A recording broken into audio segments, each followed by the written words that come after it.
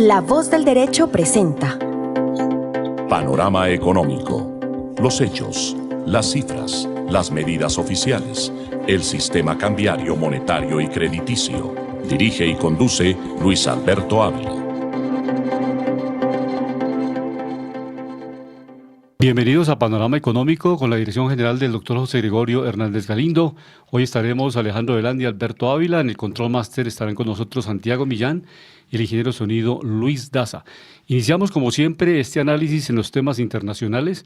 Esta semana se conoció una intervención muy importante de la directora del Fondo Monetario Internacional, Kristalina Georgieva, que manifestó unos puntos bien importantes. Uno, el presupuesto de la Unión Europea. A veces uno asume que los 27 países de la Unión Europea, cada uno tiene su presupuesto separado, pero desde luego manejan finanzas y todo, pero el presupuesto de la Unión Europea es muy importante. De allí se definen las estrategias fundamentales, dónde se va a invertir, en qué sectores estratégicos se va a desarrollar estas inversiones. Y básicamente lo que dice Kristalina Georgieva es que la Unión Europea debe fortalecer todo, pues la resiliencia al tema del cambio climático. Dos, la seguridad energética, que pues obviamente es una de sus grandes debilidades, y también desde luego todo lo que tiene que ver con la renovación de la infraestructura y todo lo que tiene que ver con la renovación de las redes ferroviarias y todo lo que tiene la movilidad en la Unión Europea. Entonces, esta integración es bien interesante porque los 27 países trabajan mancomunadamente para que se desarrolle ese presupuesto anual y que la Unión Europea vea el horizonte de manera integral. A pesar de las dificultades, como lo hemos manifestado acá en La Voz del Derecho, el profesor Premio Nobel de Economía Joseph Stiglitz ha manifestado muchas veces que el gran problema para la unión, para la identidad de los 27 países ha sido el euro, porque muchos países no han estado de acuerdo, empezando por el Reino Unido, que nunca aceptó el euro como la moneda común y mantuvo su libra esterlina. Entonces, ese es un problema asimétrico. Los países de menor desarrollo, de menor crecimiento económico, pues es difícil que se adapten a una sola moneda porque no pueden devaluar y desde luego pierden competitividad en sus exportaciones. Entonces, este análisis que hace Kristalina Georgieva, directora del Fondo Monetario Internacional, es un punto de referencia aquí en Panorama Económico. Alejandro, bienvenido. ¿Y cómo están esos indicadores arrancando el panorama internacional? Muy buenas tardes para todos los oyentes de Panorama Económico, mis estimados colegas Luis Alberto, Jimena, doctor José Gregorio Hernández Galindo, ingenieros de sonido Santiago Millán y Luis Daza. Hoy les tenemos un invitado muy especial, más adelante se los presentaremos. Bueno, en realidad hay 3 invitados, pero uno de ellos pues es estrella de la nación. Pues más que por una obra específica, que hay que reconocerla, es por un estado de supervivencia. Nos va a hablar de la resiliencia, que es tan importante no solo para el emprendimiento, sino para la vida práctica. También nos va a tocar, bueno, unos temas muy determinantes, no les quiero dañar la sorpresa, en su momento se los presentaré. Y hablando del tema internacional, sobre lo que hablaba Kristalina Georgieva, que es la presidenta del Fondo Monetario Internacional. Y recordemos que Christine Lagarde, que ahora dirige el Banco Central Europeo, que es la que rige la política de los países de la zona euro, es la determinante en este momento. Pero anclando información con data en tiempo real, miramos que las tasas de interés a nivel mundial, algunos países tuvieron cambio, otros no, de los más importantes del mundo.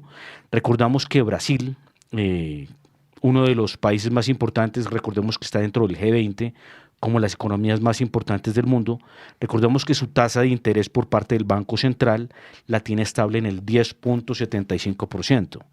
En el caso de Turquía, un país con alta inflación en Europa, tiene una tasa de interés del 50%. En el caso de Rusia, recordemos, país que está en conflicto, 16%. México pasa del 11.25% al 11%. En el caso de la India, su tasa de interés está en el 6.5%. Arabia Saudita permanece estable, sin cambios en el 6%. Estados Unidos, en la última reunión que hizo Jerome Powell, recordemos, presidente de la Reserva Federal, la dejó estable del 5.25 al 5.50%. Queda estable esto para la Reserva Federal. Recordemos que es la reserva más importante del mundo porque pues recordemos que el dólar es la moneda por excelencia a nivel de transabilidad y refugio a nivel global. Reino Unido queda también estable en el 5.25% Y la zona euro, recordábamos, en cabeza de su presidente del Banco Central Europeo, que Christine Lagarde, queda en el 4.5%. Miramos otros continentes, miramos Australia en Oceanía, 4.35%. Miramos en Asia, países de Oriente, países de Asia, Corea del Sur. Vemos que su tasa de interés por parte del Banco Central de Corea queda en el 3.5%, China 4.45%, sin cambios. Singapur, uno de los países revelación a nivel global por producción de Producto Interno Bruto per cápita, pasa del 3.53 al 3.42%. Pero Suiza, uno de los referentes a nivel global en tema de mercados y de refugio, miramos que su tasa por parte del Banco Central queda en el 1.5% y Japón estable también en el 0.10%. Y un tema fundamental en el área internacional es el tema de la productividad laboral. Esos dos elementos, productividad del capital, o sea, cuánta tecnología tienen las empresas, si aumentan, qué porcentaje. Y en Estados Unidos particularmente este último trimestre y este año básicamente no ha aumentado mucho la productividad, apenas el 0,3%. En cambio los salarios han subido cerca del 4,7% y eso genera naturalmente una asimetría entre lo que aumenta, lo que se produce por tiempo, por hora de trabajo, cuántas unidades puedo producir por hora de trabajo en cualquier escenario, en una fábrica de zapatos, de camisas, ahí se mide la productividad, cuántas unidades produzco por hora de trabajo y posiblemente para eso debo combinar tecnología y capacidad de la mano de obra, o sea, dijéramos qué destreza se tiene para producir más en menor tiempo, más unidades en menor tiempo, y esa productividad es importante en el área del comercio internacional, porque eso se enfrenta a los países, cuál país es más productivo frente a otro, y eso genera que pueda bajar sus precios en la exportación de sus productos cuando la productividad es mayor de un país a otro. Entonces, en ese intercambio comercial, si bien es cierto que recordemos también que Cristalina Georgieva también hace referencia a eso, que la pandemia pues cerró las economías del mundo. Veníamos de un neoliberalismo, o sea, de una apertura comercial. Eso es parte de los principios neoliberales en el mundo, que el mundo se arreglaba con el comercio. Y no es lo mismo que un país pequeño exporte, pues obviamente sus productos agrícolas que no tienen gran valor agregado y sus precios son muy bajos y la acumulación de capital de los países pequeños no es tan grande exportando solamente aguacatejas. Obviamente con un país que exporte aviones, exporte artillería, exporte barcos, en fin, tenga una producción tecnológicamente muy avanzada, eso significa que básicamente el comercio internacional también es asimétrico. Entonces, después de la pandemia tuvimos ese cierre, pero naturalmente los países siguen midiendo su capacidad de competencia en el mundo con base en su productividad. Sí, eso es lo que llamamos valor agregado, ¿no? Precisamente recordábamos que Europa, una de las cosas que viene y está sufriendo, obviamente ellos también son de los precursores que están empujando el cambio climático, porque muchas veces no es por lo que contamine, sino porque se están quedando sin materias primas. Recordemos que ellos tenían a a África, como muchos de los proveedores, tenían a Sudamérica, tenían aparte de países de Asia como la India, que eran sus proveedores, ¿no, Luis Alberto? Sí. Recordamos que había una multinacional, que yo lo nombraba hace mucho tiempo, muy famosa, creo que fue la primera multinacional más poderosa del mundo, que era la empresa de las Indias Orientales, que era con sede en el Reino Unido y que manejaban el comercio entre Europa, Oriente y Lejano Oriente, o sea, países del Mediterráneo, países de Golfo Pérsico, países como China, países como India. Entonces, obviamente, por eso fue que el Reino Unido llegó a ser número 1 a nivel mundial en potencia, era la primera potencia económica. Obviamente esto vino cambiando con la Primera y Segunda Guerra Mundial, que ya empezó a soltar colonias, lo mismo Francia y lo mismo España, que fue el que más sufrió prácticamente. España casi que se quedó casi que nulo sin colonias, ¿no? Entonces materias primas empiezan a sufrir. Pero obviamente recordemos que el recurso, las materias primas son vitales, tanto las renovables como las no renovables. Las no renovables precisamente miramos como el tema de los metales, aunque los metales pues tienen algún reciclaje, pero por ejemplo el petróleo se depura, el gas también, pero son muy necesarios. Y en el caso de las no renovables, que por ejemplo Brasil es estrella en eso, de los países potencia, por la producción agrícola y también Argentina, ¿no? Entre ellos en Sudamérica, que son tan fuertes. Pero mirando datos a nivel económico al cierre de hoy viernes, vemos la bolsa de Nueva York cerrando hoy en los tres principales índices más importantes en el mercado. Miramos el Dow Jones, que agrupa las industriales más importantes de los Estados Unidos, hoy sube 1.18% y cierra en los 38.675 puntos. En el caso del Nasdaq Composite, este sube 1.99% y cierra en los 17.890 puntos. Mirando bolsas, índices de las bolsas por fuera de Estados Unidos, dentro de las economías más importantes vemos al indicador DAX alemán en la bolsa de Frankfurt, hoy cerrando también levemente al alza 0.54, cerrando en los 17.993 puntos. Estos datos en tiempo real. El FTSE 100 de Londres, Luis Alberto, cierra hoy 0.51% positivo y cierra en 8.213 puntos. Y también miramos que ya habíamos hablado de, ahora pasamos a Japón en su indicador Nikkei en la bolsa de Tokio. Este sí cierra negativo levemente, menos 0.10%, y cierra con una puntuación de los 38.236. Pero si vamos a ver las acciones más movidas en la bolsa de Nueva York, que es la más grande del mundo, vemos a Apple hoy subiendo 5.97%. Es una subida muy fuerte. Recordemos que Apple es una de las compañías más importantes en el mundo por tecnología, por bursatilidad y también por ventas. En el caso de Amazon sube 0.92%. Para el caso de Apple cierra en los $183. En el caso de Amazon cierra en los $186. Intel cierra con los $30 con 90 centavos. Esta sube 1.28%. Y cerramos con Microsoft subiendo 2.22%, cerrando en los $406. La Organización para la Cooperación del Desarrollo Económico, la OCDE, que tiene su sede en París, ha hecho unas perspectivas para el 2024 que América Latina en su conjunto crecerá en el 2024 1,4%. Para otros centros de investigación han planteado que solamente creceremos el 1,2%. Y para el año 2025 sí tendremos un crecimiento del 2,4% según las estadísticas de la OCDE. Recordemos que la OCDE pues, también es una entidad de corte neoliberal, pero que tiene unos técnicos muy buenos, expertos internacionales, que vienen monitorando todas las economías del mundo y particularmente sus 34 países afiliados a la OCDE. Básicamente Colombia se afilió en la presidencia en el periodo de Juan Manuel Santos. Uno de los propósitos del expresidente Juan Manuel Santos era lograr el proceso de paz con la FARC y vincular a Colombia a la OCDE.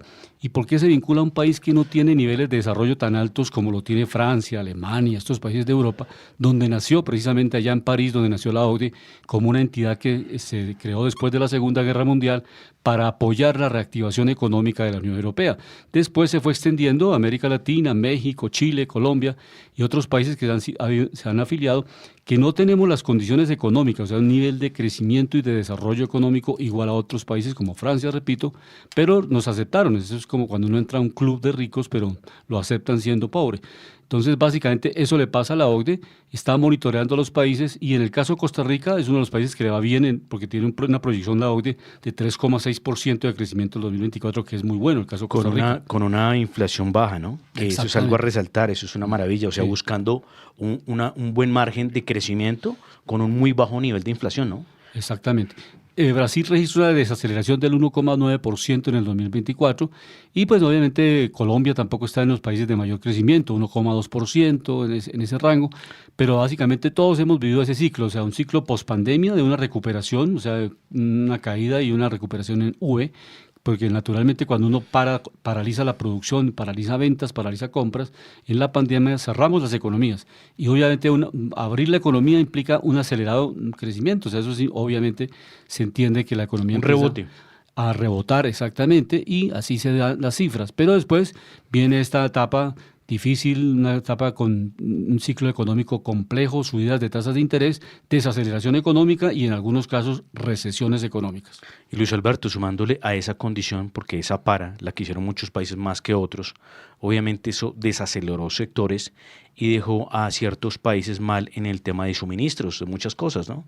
Entonces, obviamente, por eso también se desató la inflación, porque a menor cantidad de productos de intercambio, pues obviamente tienden a subir valor.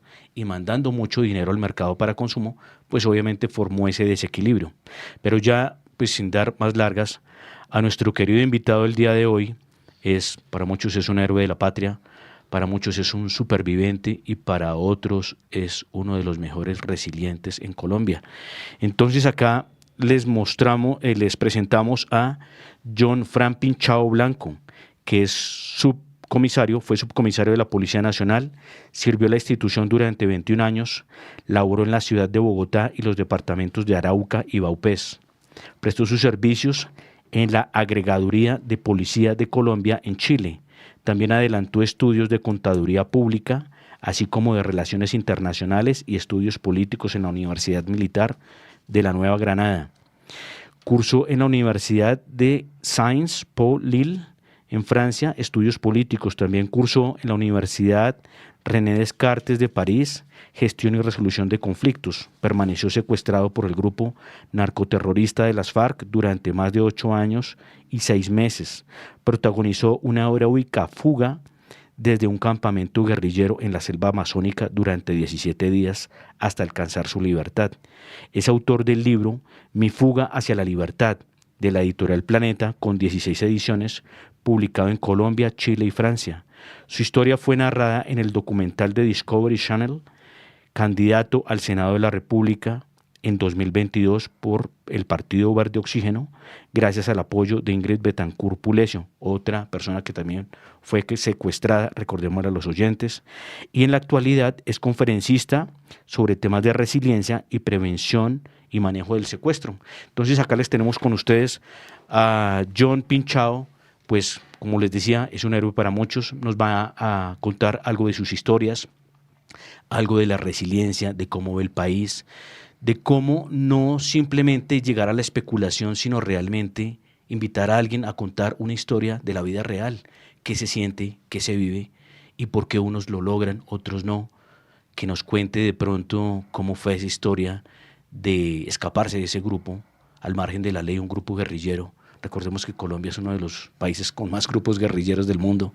No sé por qué se da esta política o esta dinámica aquí en el país. Entonces, pues, John, bienvenido a Panorama Económico aquí en La Voz del Derecho. Estás invitado, los micrófonos son abiertos. Nos puedes contar todas tus vivencias, experiencias y qué has sacado de ganancia de todo esto. Bueno, muchas gracias, doctor. Un saludo muy especial al doctor José Gregorio Hernández, al doctor Luis Alberto Ávila, al doctor Juan Manuel Charria, al doctor Enrique Saavedra, a Santiago y a Luis. Un saludo muy especial y a todos los que nos escuchan por estos medios. Alejandro Velandia esta vez, ¿sí? Alejandro Velandia. Por supuesto. Sí. Perfecto, le dije doctor. Sí. Bueno, mi doctor Alejandro, muchas gracias por esta invitación. Hablemos pues de la resiliencia. La resiliencia es una propiedad de algunos elementos, generalmente el más conocido como el caucho, ¿no? Que lo podemos apretar y él vuelve y retoma su forma. Ese término se adoptó a las personas, es la forma como las personas se recuperan de situaciones difíciles. Y yo creo que pues para recuperarse es importante el cobijo pues, después de una situación difícil, a dónde llega uno. Yo tuve la fortuna de llegar a mi institución, la Policía Nacional, orgullosamente policía, pues que me brindó pues todo el apoyo y todas las facilidades, todas las oportunidades que me pudieron dar, y eso fue muy importante. Porque a diferencia de un secuestro económico, donde, por ejemplo, hablemos de un ganadero... ¿A eso se le llama vacuna? ¿Al secuestro económico, ya que estamos hablando exacto, sí, señor. De parámetros económicos y de argumento económico? Sí. Entonces, en un secuestro de estos económico, pues a través de las vacunas, digámoslo así, estas personas regresan, digamos, a su vida, y resulta que pues para pagar la cuota que han determinado los secuestradores, pues tienen que vender absolutamente todas las propiedades y muchas veces quedan en la absoluta calle. y entran en una gran depresión. El secuestro político, que es el caso de nosotros, tiene la ventaja de que uno no llega nuevamente a su institución y pues se ubica nuevamente laboralmente. También el cobijo de la familia fue muy importante. Mis padres estuvieron siempre pendientes, mis hermanas también, mi hijo, su madre también, y también el cobijo que me dio la sociedad civil. Eso fue también algo pues muy, muy importante para mí. Pues a raíz de la fuga que protagonicé, entonces pues generó como... ¿Tú nos puedes contar cortamente cómo fue ese tiempo de secuestro? ¿Qué viviste? ¿Qué lograste ver? Pues ya que estás precisamente narrándonos una historia de lo que se sufre con los grupos al margen de la ley, los grupos guerrilleros, lo que sufriste y cómo fue que tomaste esa iniciativa de buscar tu libertad. Sí, vamos a intentar resumirlo. Por favor. Sí, porque la historia es muy larga. Sí. Bueno, esto empezó en el año 1998 en la ciudad de Mitú, cuando la guerrilla optó por hacer tomas guerrilleras en diferentes partes del país para exigir una ley de canje entre el gobierno y la guerrilla que permitía que constantemente ellos estuviesen secuestrando policías y militares para lograr la libertad de guerrilleros que estuviesen en las cárceles. Pero pues afortunadamente el gobierno no aceptó este chantaje que le propusieron. De lo contrario, pues sería un trabajo inocuo estar capturando guerrilleros y pues tener que soltarlos al otro día porque la guerrilla pues tomaría como secuestrados a los policías y militares para hacer el intercambio. En el año 1998 se dieron diferentes tomas en el país y hubo cerca de un medio centenar de policías y militares secuestrados. En vista de que nadie pedía por la libertad de estos policías y militares, escasamente de sus madres, porque muchas de sus esposas pues, optaron por tomar otro camino con otras personas, entonces escasamente los padres y las madres y algunas esposas de los militares pedían la liberación de ellos, pero no eran escuchados por nadie. La guerrilla, al darse cuenta de esto, opta por tomar, como ellos les llamaban allá, los peces gordos. Se trataba de políticos de la vida nacional, entre ellos candidatos presidenciales, senadores y diputados. Ellos creían que como ellos eran de elección popular, pues la gente se iba a volcar o el Congreso se iba a volcar pues también a pedir su libertad, pero esto tampoco sucedió. La guerrilla, al darse cuenta de que no era una buena opción pues mantener policías y militares, decidió en el año más o menos 2001-2002, dejar en libertad los subalternos y quedarse solo con los oficiales y suboficiales, los mandos, y unirlos a los políticos y a los tres americanos que sufrieron un accidente en una región de Colombia y fueron también secuestrados. En realidad venían 5 tripulantes, un colombiano y 4 militares, un colombiano y 4 americanos, un militar colombiano, pero pues un militar colombiano con un americano optaron pues por defenderse con armas, pero pues no, era una pelea de burro con tigre amarrado. Pues los asesinaron y escasamente sobrevivieron 3 que estuvieron secuestrados con nosotros. Ya después de esto, pues se dan movilizaciones dentro del país, ya que para este entonces había una zona de distensión, 5 municipios, un territorio tan grande como Suiza, donde pues se lo cedieron a la guerrilla, donde allí se fortalecieron militarmente en conocimiento de explosivos a través de instrucciones que trajeron de otros países. Y esto pues se continuó con las negociaciones. El secuestro estaba por fuera de las negociaciones. Era un capítulo aparte, totalmente aparte de las negociaciones. El secuestro estaba por fuera. Sí, señor. Recordemos a los oyentes, ya más adelante nos va a acompañar un constitucionalista para hablarnos cuáles son las penas más altas a nivel de delitos, ¿no? Creo que el secuestro es una de ellas. Así es.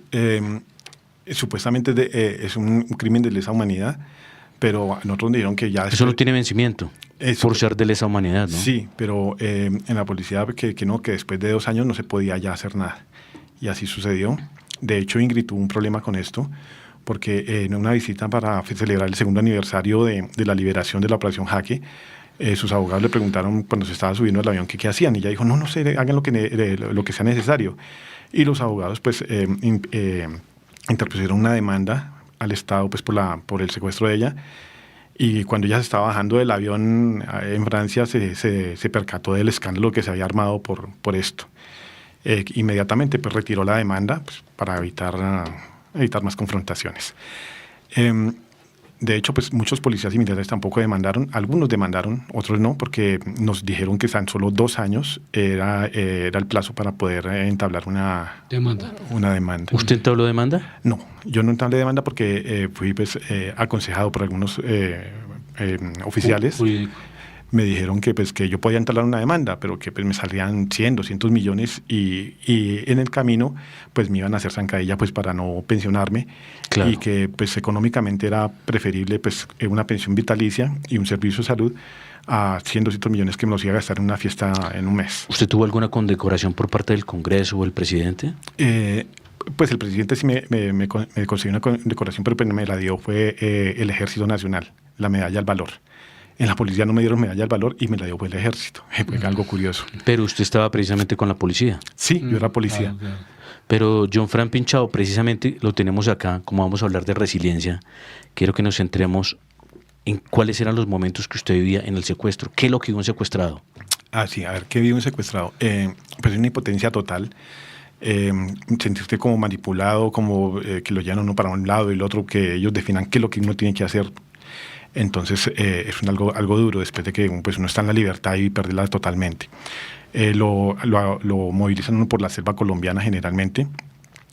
Allí pues se duerme en el piso, sobre raíces de los árboles, en ocasiones pues en hamacas o en ocasiones ellos cortan árboles y sacan tablas y pues colocan un tablado de estos duros y pues ahí tienen uno que acomodarse. Eso pasa en la noche. También pues uno es encadenado de a 2 personas con una cadena con candado al cuello de uno y la otra punta pues al cuello de otro y se vive una relación como de siameses. Los dos tienen que ir a bañarse, los dos tienen que ir a reclamar la comida, los dos tienen que ir a lavar la ropa, los dos tienen que ir al baño. Entonces es algo pues... O sea, hacer sus necesidades el uno pegado al otro. No, y no solo eso, en ocasiones hacen letrinas y por facilidad de ellos dicen, bueno, hay salida a la letrina por decir a las 8 de la mañana y a las 5 de la tarde. Y todo el mundo tiene, pues, los que hacen sus necesidades en la mañana son 10, 20 haciendo sus necesidades todos al tiempo. Ustedes han hecho seguimiento ahora, en este momento, el nivel de secuestro es igual, bajó, porque obviamente ya no está en la FARC, están las disidencias de la FARC. ¿Las disidencias siguen con los secuestros o eso ha disminuido? A pesar de que obviamente tenemos referencias, ¿ustedes le siguen la pista a esa estadística en las regiones? En realidad no, pero pues sí ahora como ya no hay que decirles secuestros, sino cercos humanitarios, según la voz del ministro de Defensa. ¿Que signifique lo mismo? Perdón, ¿nos corriges otra vez? Expliquémoslo eso despacio. Sí, en los recientes secuestros que ha habido hacia militares, ya el ministro dijo que eso no eran secuestros, sino que eran cercos humanitarios. O sea, a un secuestro le están llamando hoy en día cerco humanitario. Cerco humanitario. ¿Por parte del ministro de Defensa? Y básicamente están más localizados en Cauca, en esas zonas donde están con mayor fuerza las disidencias de la FARC. Así Nariño. En Cauca y Nariño son las zonas más golpeadas. Exacto, entonces sí. Y no se tiene una estadística. ¿Ustedes tienen una estadística? ¿Cuántas personas pueden estar en ese cerco? No importa que... No, en realidad no tengo estadísticas de eso, pero pues los últimos secuestros que se han dado han sido nuevamente liberados a través de negociaciones entre ellos. Pero ya no se trata de esos secuestros de antaño que duraban años, porque ya no se está pidiendo esa ley de intercambio, pues ya el gobierno pues también es relativamente pues, cercano a la guerrilla, entonces pues se presentan otras condiciones a las antiguas. Son secuestros express, más rápidos. Más rápidos, sí, así es. Sí. Recordamos precisamente, perdón, Luis Alberto, es que tenemos un señor que nos va a complementar. Él es doctor Juan Manuel Charria Segura. Él es un abogado javeriano, especialista en Derecho Constitucional de la Universidad Javeriana, es magíster en Derecho Constitucional. Entonces lo vamos a enlazar en este momento precisamente como estamos hablando del tema de secuestro a nivel de ley constitucional y a nivel de lo que precisamente nos comenta Juan Pinchao, que el mismo ministro está cambiando términos de un delito que es grave y que es fuerte. Entonces no sé si nos puede socializar sobre este tema. Doctor Charria, estás en al aire, por favor, para que participes. Bienvenido a este programa, Panorama Económico. ¿Nos escucha, doctor Charria? ¿Tienes sonido? Ahora sí, muy buenas tardes, doctor Ávila, doctor Velandia, doctor Enrique y yo Freddy, mucho gusto. Bueno, aquí hay varios de lo que nos ha relatado Fran, pues hay que decir lo siguiente.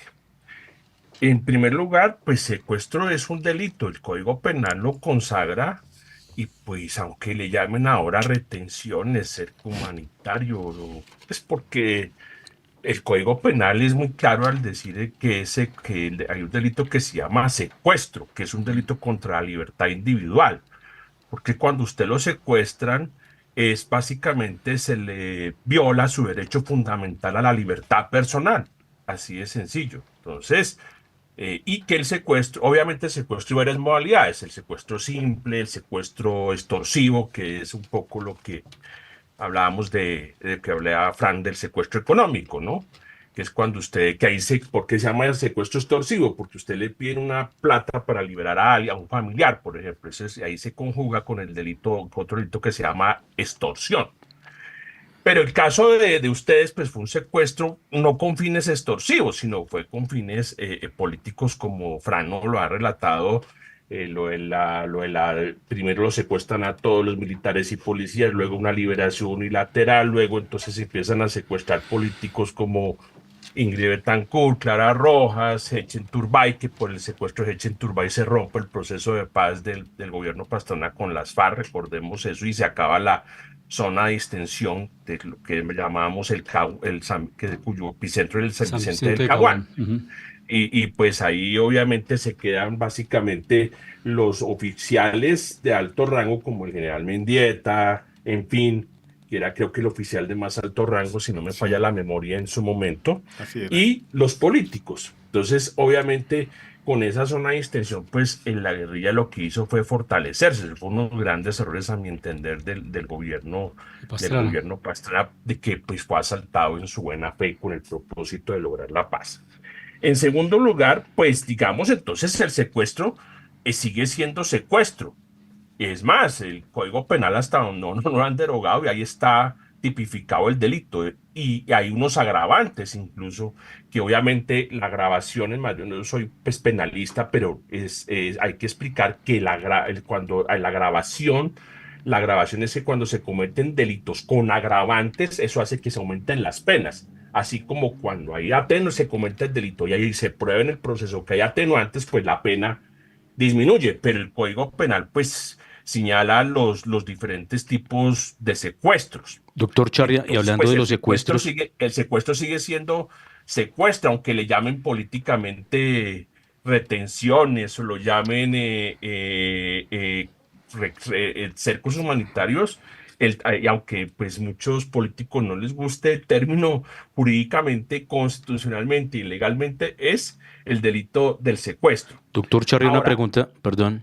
señor. Hablando del tema de ley ya que es constitucional, ¿qué es lo que está pasando con este tema cuando se negocia con los grupos guerrilleros? Porque pareciera que los grupos guerrilleros pareciera que tuvieran privilegios y estuvieran por encima de la ley, por ejemplo, con este tipo de delitos, ¿no?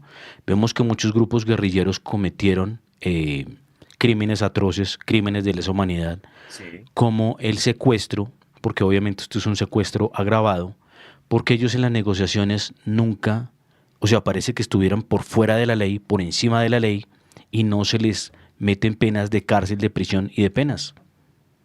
A ver, ahí hay un tema importante que es la famosa justicia transicional. Entonces, ¿qué ha pasado? Que los diferentes gobiernos han tratado por medio de la justicia transicional negociar con los grupos ilegales.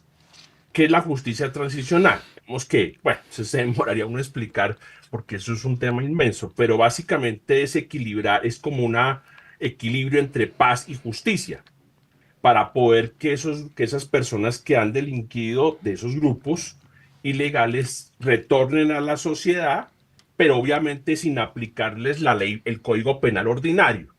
Entonces, por eso a ellos se les aplica unas penas alternativas. Entonces, Pero y por eso fue lo ejemplo, que pasó. Y pero eso por fue ejemplo lo en que ese pasó. caso, en ese caso Perdóname, ellos, Alejandro, para sí, yo, digamos, redondear la idea, por ejemplo, el acuerdo con las FARC en el 2016 cuando se firma el acuerdo de paz entre el gobierno de Juan Manuel Santos y las FARC, como ustedes recordarán, eso se firmó en La Habana, después vino el plebiscito y la mayoría dijo que no, que después entonces el gobierno tuvo que renegociar unos puntos con las FARC y después por medio del Congreso se aprueba ese acuerdo. Bueno, que le hicieron conejo, que el presidente ha dicho que eso se iba a aprobar por otro plebiscito, pero bueno, después como dijo, yo no me meto en otro plebiscito porque si no se me acaba el proceso de paz y por ende el Nobel, pero bueno, esa es otra historia. Entonces, logró aprobar digamos, el acuerdo fue ratificado por medio del Congreso y se empezó a implementar ese acuerdo.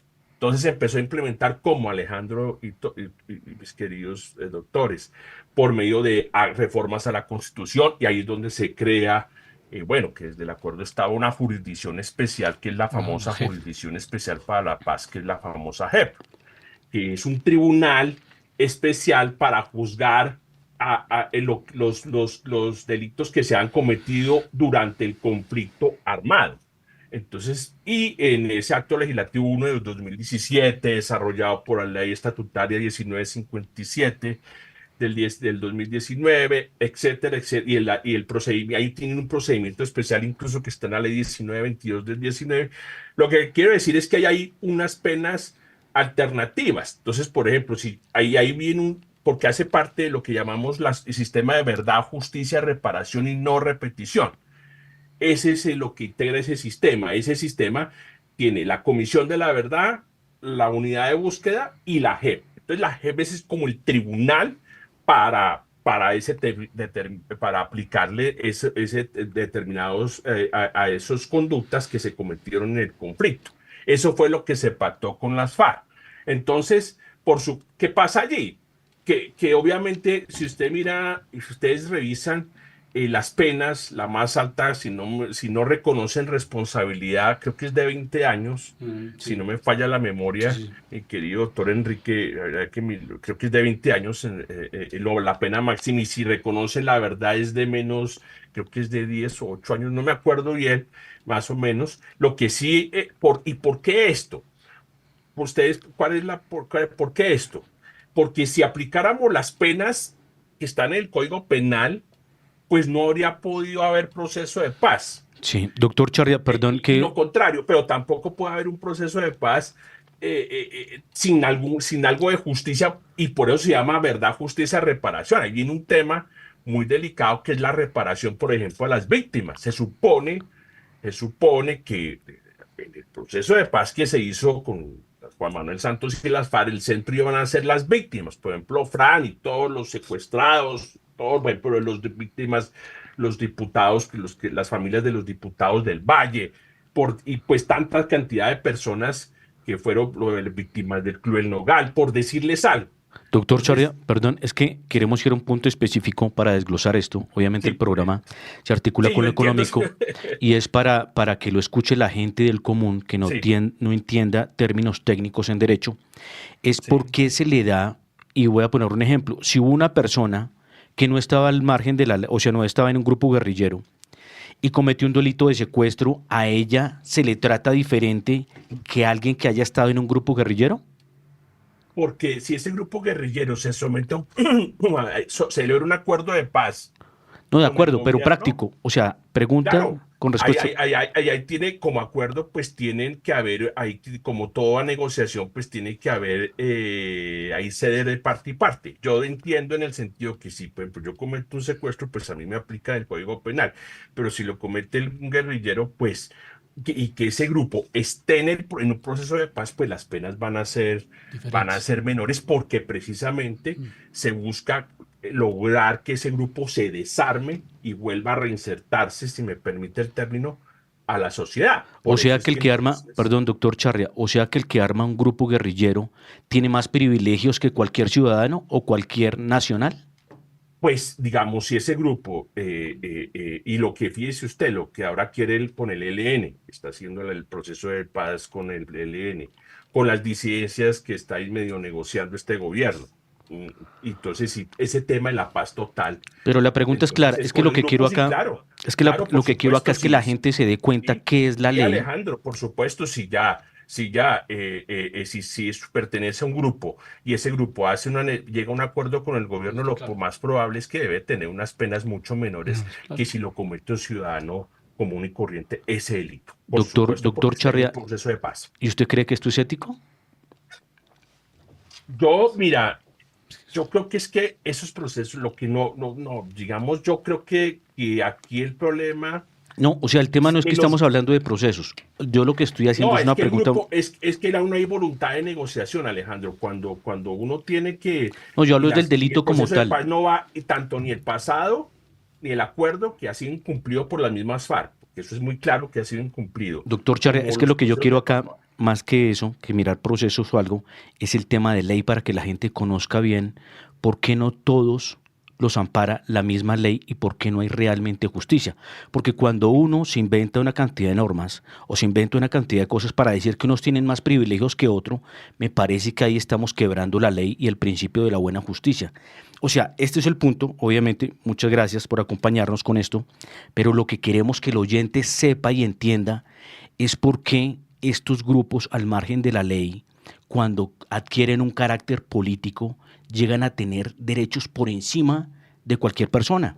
Y sí, obviamente esto es ético, porque es que realmente a veces en los países se nos crean tantas leyes que resultan unos más beneficiados que otros, unos más privilegiados, y personas que han estado a los grupos al margen de la ley cometiendo delitos, sea ellos mismos, o sea sus amigos, o sea sus compañeros, sus aliados. ¿Por qué se les da un trato especial? Entonces, lo que quiero que nos cuente como constitucionalista, si esto es ético, si esto la ley es viable, lo ampara, derechos humanos, ¿qué pasa con esto?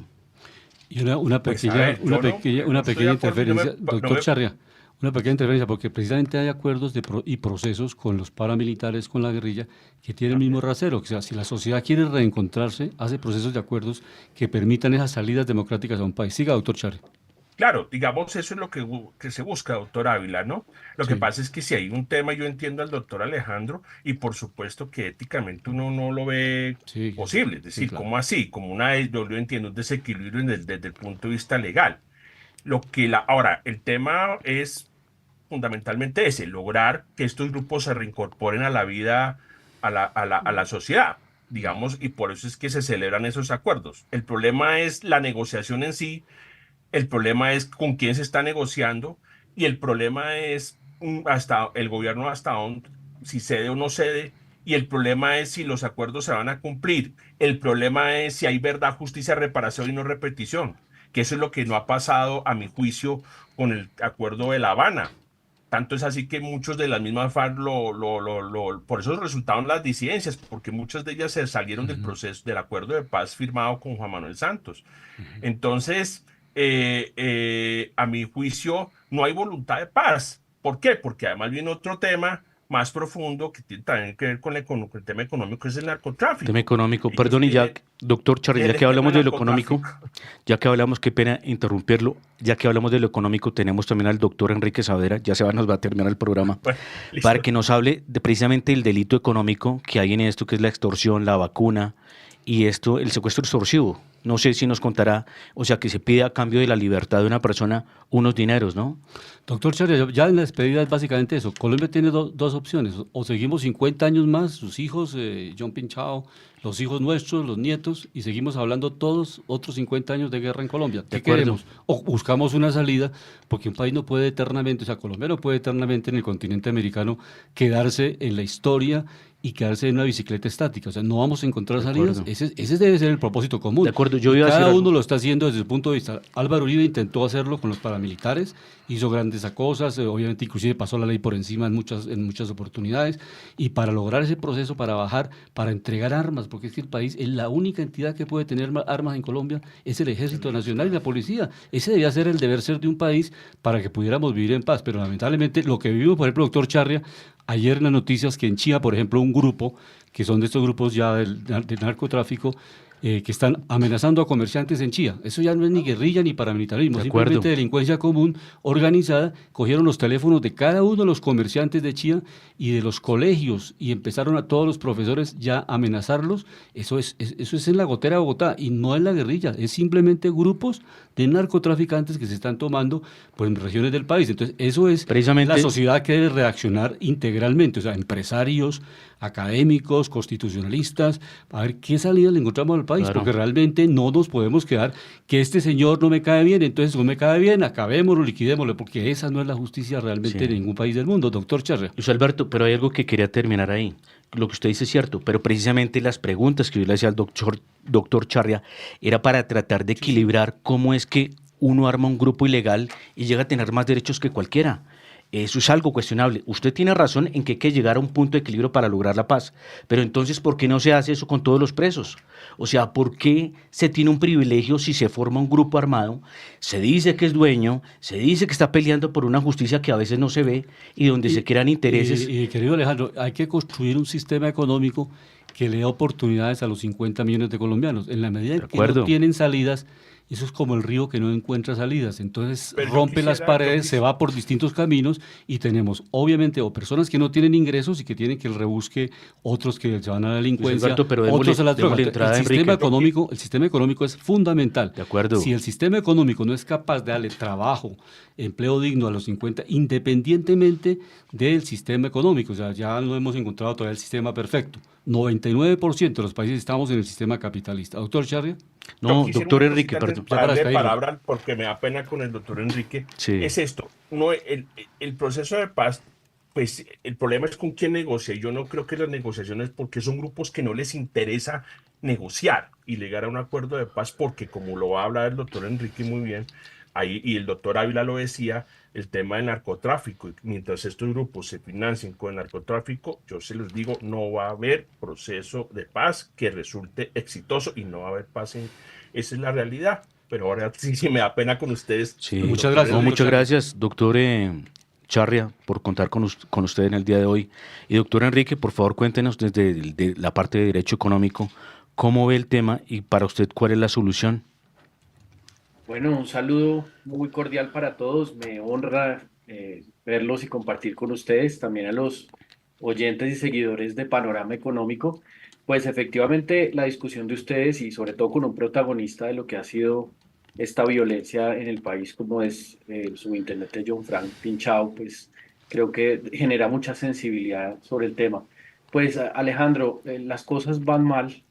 Desafortunadamente no podemos negar lo que, así como hay algunos indicadores que han mejorado en materia de delitos, como puede ser el homicidio que levemente ha mejorado, pues muchos otros están empeorando. Los secuestros, por ejemplo, aumentaron entre enero y agosto del año pasado un 79%, aunque ya afortunadamente se ha estancado, pero no ha mejorado el indicador de este delito.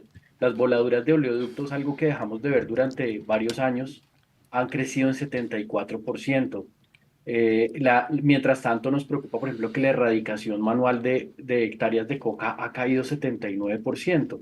Y ya sabemos que hubo un debate con la Corte Constitucional que prohibió seguir a través de la aspersión aérea. O sea que si no hay aspersión aérea y desciende la erradicación manual, entonces, pues ahí vemos cómo se ha generado un crecimiento dramático del área cultivada de coca y de la producción de toneladas métricas de este delito, que es el que potencia toda la violencia.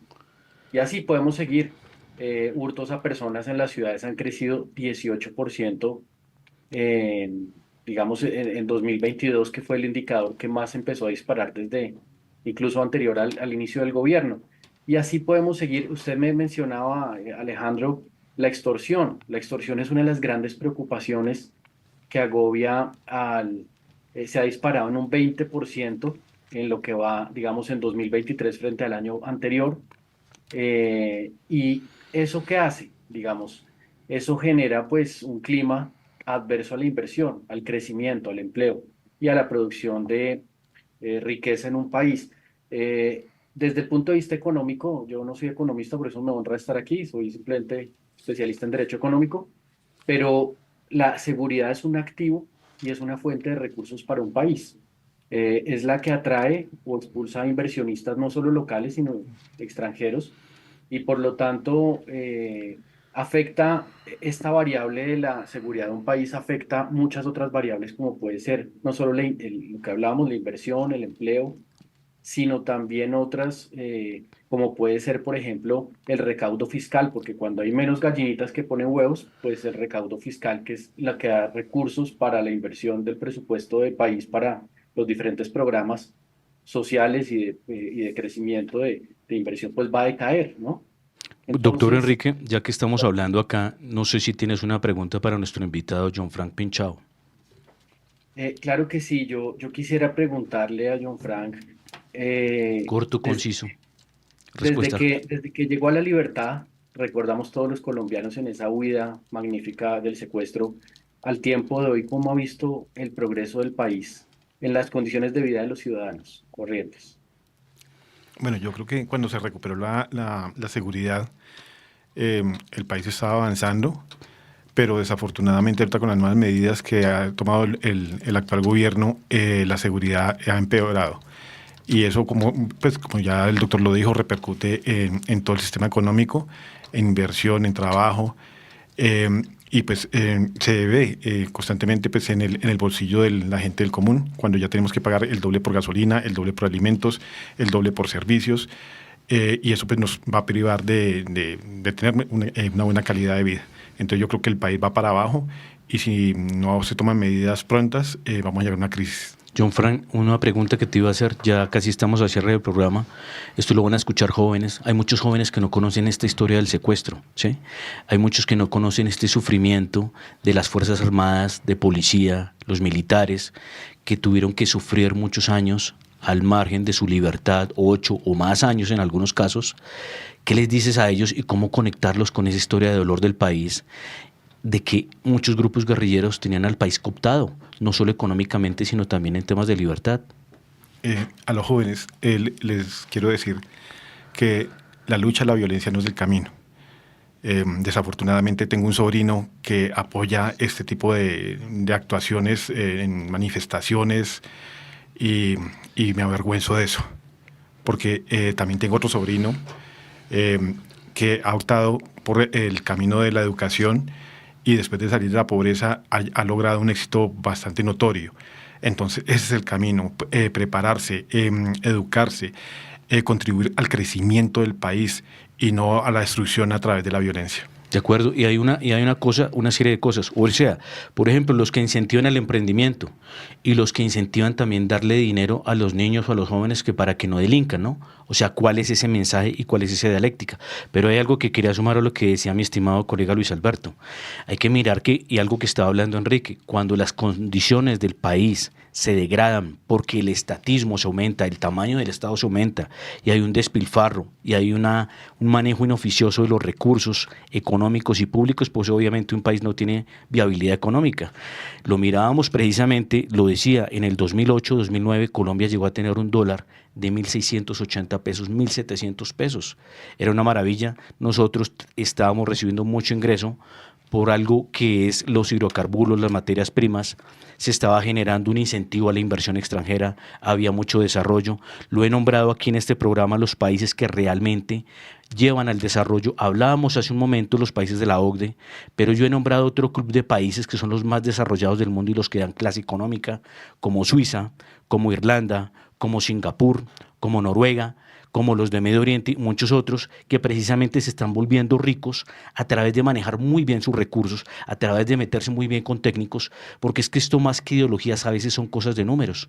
Y hoy, pues de nuevo, le damos las gracias a mis estimados doctores invitados, Juan Manuel Charria, recordemos que es doctor de Constitucional, también el doctor Enrique Saavedra, Derecho. No sé si se quieren despedir, por favor. ¿Ya no están en el Pues, micrófono? ¿Sí están? pues muchísimas gracias, Alejandro, doctor Ávila, John Freddy, John Frank. Siempre mi admiración por usted, eso que vivió y que como le digo, leí su libro, me impactó mucho. Y pues, y muchas gracias por la invitación a ustedes. Lo mismo, me alegra mucho también ver al doctor Enrique por acá. Gracias. Doctor Charria, y pues qué pena las interrupciones, lo que quería es ya ir a un punto específico Sí, yo de cómo entiendo. equilibrar el tema del derecho, porque es que la gente está molesta con esto. Entonces lo invitaremos para un próximo programa a Claro hablar de que esto, sí. la Muchas incidencia y gracias. el impacto. Doctor Enrique, una despedida y saludos. Gracias, el tiempo se agota, pero una invitación a que todos los seguidores sigan viendo este espacio de Panorama Económico tan interesante y que sigan llevando invitados de la calidad de John Frank Pinchao. Y especial invitado, John Fran Pinchado, héroe de la patria, por favor, despídete acá. No, pues muchas gracias por la invitación, doctor José Gregorio Hernández, doctor Alejandro Elandia, doctor Luis Alberto Ávila, doctor Alejandro, muchas gracias de verdad. También un saludo especial al doctor Juan Manuel, al doctor Enrique, a Santiago y a Luis y a todos los que nos acompañaron en este espacio. Bueno, y para todos los oyentes, pues acá les trajimos un héroe de la patria, esperemos que lo escuchen, repartan este video, hagan las preguntas, los cuestionamientos, y precisamente les queríamos traer un actor de la patria, porque él es una de las personas que sufrió y ha sufrido el dolor de lo que es tener grupos guerrilleros en un país que generan dolor, muerte y mucha tristeza. Y una conclusión básica en segundos es que la educación es el ascensor para hacer nivelación social. Usted ha tenido esa gran oportunidad y lo felicito, estudiar contaduría, avanzar, estar estudiando en el exterior. Y después de eso uno ve la diferencia. Si esa oportunidad la tuvieran el 100% de la población, este país es diferente. Pero ustedes que recorrieron como policías las regiones más apartadas de Colombia, allí no están llegando esos servicios básicos del Estado. No solamente que llegue el ejército, sino que llegue la escuela, la universidad, los institutos técnicos. Eso es lo que se requiere. Claro. Y lo otro, de la interdicción, es clave que decía Enrique Saavedra. O sea, uno puede perseguir al pequeño cocalero y ese es la última eslabón de la cadena. Hay que hacer la interdicción, o sea, esos grandes capos que son los que están llevando y quienes dan la autorización para que volara la droga a Estados Unidos, la aeronáutica civil. ¿Y quién era el director de la aeronáutica civil hace unos años? Entonces, ahí es el negocio grande. El expresidente Álvaro Uribe fue director de la aeronáutica civil en el gobierno del presidente Turbay. Llegamos al final de Panorama Económico con la dirección general del doctor José Gregorio Hernández Galindo. Hoy les acompañamos a Alejandro Elandia, Luis Alberto Ávila. Nos vemos, nos escuchamos la próxima semana. La Voz del Derecho presentó Panorama Económico. Los hechos, las cifras, las medidas oficiales, el sistema cambiario, monetario y crediticio, la agricultura, la industria, en La Voz del Derecho.